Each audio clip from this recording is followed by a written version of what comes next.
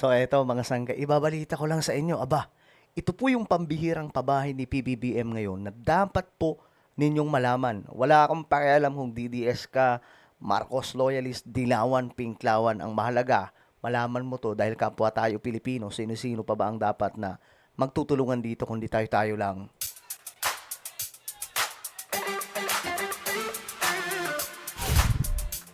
Yo guys, what's up? This is me, I'm back.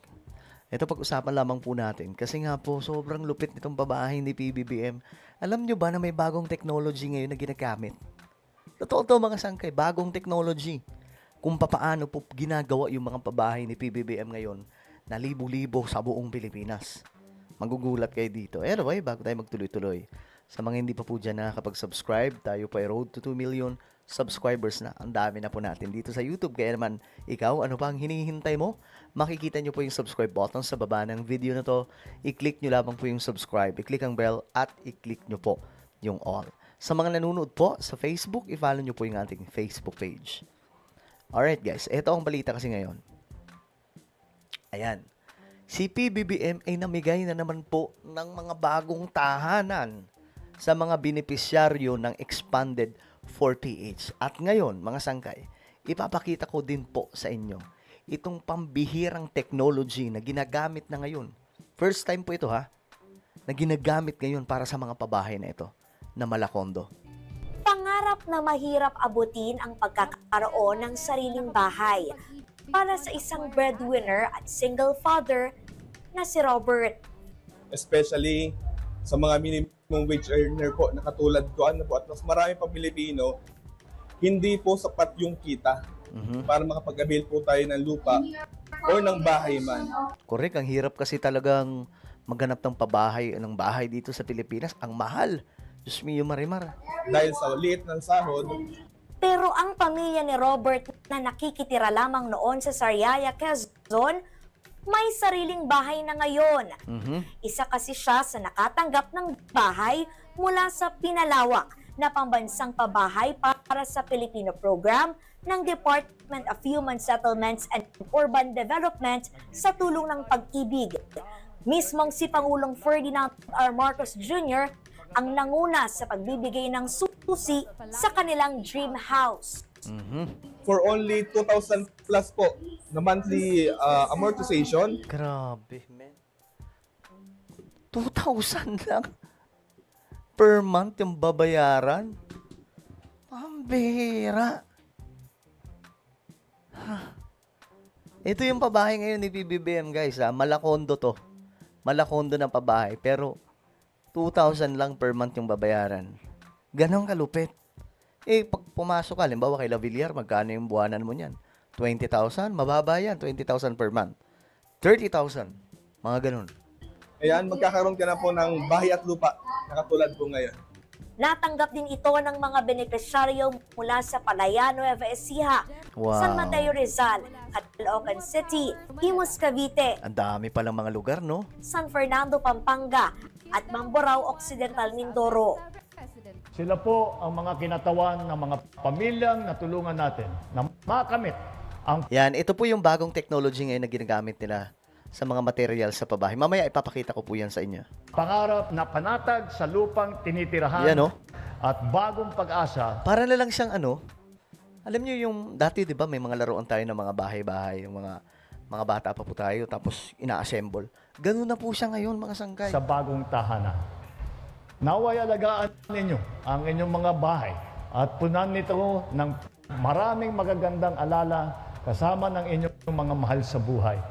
Mula 2022 hanggang January 2026, aabot na sa 423,000 na mura at disenteng pabahay ang Grabe. naibigay ng pamahalaan. Ang dami At para na, mas marami pang pamilya ang mabenepisyahan ng 4PH program, ininspeksyon ni Pangulong Marcos ang mega-wide precast technology plant sa Taytay, Rizal. Yan, ito po yung pagawaan na sinasabi ko po sa inyo na makabago na. At ayon po sa report ng balita mula po dito sa construction company, talaga nga namang yung sistema na ginagawa nila, first time daw po ito sa Pilipinas, na may ganito ng technology na parang, hindi parang, talagang ina-assemble na lang yung mga ano para mas mapabilis daw po talaga. At bukod doon, matibay daw po ito. Na kahit lindulin daw po, hindi daw po ito masisira. Pabrika ito kung saan ginagawa ang mga pader, poste at iba pang bahagi ng bahay bago ikabit sa site at makabuo ng tahanan. Sa planta, sinusukat ng maigi ang bawat parte ng bahay na ginagawa sa kontroladong environment. Dahil dito, Ayan oh, kita nyo? Di ba dati yung mga ano pa yan? Kailangan mo ng hollow blocks, papatong-patong mo. Dito hindi na. Nakaganyan na siya. Ia-assemble na lang. Ganyan po kagaganda ngayon itong technology na ginagamit. At ang gumagawa nito, mga robot na daw, mga sangkay. Dati mano-mano pa, di ba? Sobrang lupit talaga. mas mabilis na ang pagtatayo ng bahay. Naiiwasan kasi ang pagkaantala bunga ng masamang panahon na nagpapabagal sa konstruksyon ng bahay. Kita nyo, mga sangkay, no? Ia-assemble na lang siya sa mga ginagawang building ngayon, mga sangkay ng mga pabahay. Kung gagawin ito agad sa mismong site. Isa ang bahay na ito sa mga precast housing unit ng DSUD. May lawak itong 27 square meters. Tingnan nga natin Mayroong kung gaano CR. kaganda. Kita nyo yan, guys, oh. Malakondo na. Alam mo magkano? 2,000 per month ang pabahay na ito. Saan ka nakakita ng ganyan? Yan po ay tulong talaga ng gobyerno ngayon kay PBBM. Para ano? Para po yung mga mahihirap nating kababayan, yung mga kapuspalad, magawan po nila ng pamamaraan para po magkaroon ng sariling tahanan. At ito, hindi ito nirerentahan. Iyon na ito. Magbabayad, mayroong ano yan eh. Mayroong talaan ng taon na babayaran mo siya. Itong bahay. O di ba nakakatuwa? Sala, kainan, Kita nyo, at laki oh. 2 kwarto. Desente ang laki at Grabe. maaliwalas ang itsura. Ayon sa DSUD, sa loob lamang ng 11 buwan, kaya nilang makapagpagawa ng 300 precast housing unit gaya nito. Grabe. Nasa 7,000 unit ang inaasahang magagawa ng planta sa loob lamang ng 2 taon. Sa layunin natin na ang bawat Pilipino ay magkaroon ng bahay na ligtas, na disente at abot kaya. Gagawin po namin ang lahat ng aming kakayahan upang hindi lamang itong plantang itong nakikita ninyo ngayon, kung hindi madagdagan pa at maparami pa upang mapabilis ang konstruksyon at maparami ang aming maibibigay na tahanan. Katuwang ng DSUD ang Pag-ibig Fund na magpopondo ng 10 bilyong piso para sa mga pabahay. Nag-aalok din ito ng pautang para mapagaan ang pagkakaroon ng sariling bahay. Sinusuportahan namin ang mga proyekto Alam nyo, dapat noon pa to eh. Di ba, ang panahon pa ni Ferdinand E. Marcos, yung mga ganitong klase yung administration niya noon, ng mga pabahay. Hanggang ngayon, nag-exist pa yun, lalong-lalo na po yung Bliss. tulad nito upang mapabilis ang pagpapatayo, mas maging efficient ang konstruksyon, at makapaghatid ng premium at dekalidad na pabahay na mura at abot kaya.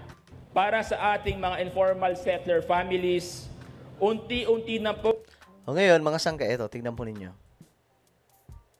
Nel, ilan ba ang tinatarget na maitayo na pabahay ng pamahalaan gamit ang teknolohiya na yan? Yes, sa loob ng 2 taon magtatayo ng 7,000 units ng socialized housing gamit ang precast technology. Yan po yun. Yan po, ito po, dito ginagawa. Ito po yung pabrika, mga sangka ng paggawa ng mga materials. Ang expanded pambansang pabahay para sa mga Pilipino 4PH program ay pinondahan ng Pag-ibig Fund. Kanina mismong si Pangulong Ferdinand Marcos Jr. ang nag-inspeksyon dito sa precast production line dito sa Taytay, Rizal. Kasama ni PBBM, sina Department of Human Settlements and Urban Development Secretary Jose Ramon Aliling, Pag-ibig Fund CEO Marilyn Acosta at National Housing Authority General Manager Joe Bentay.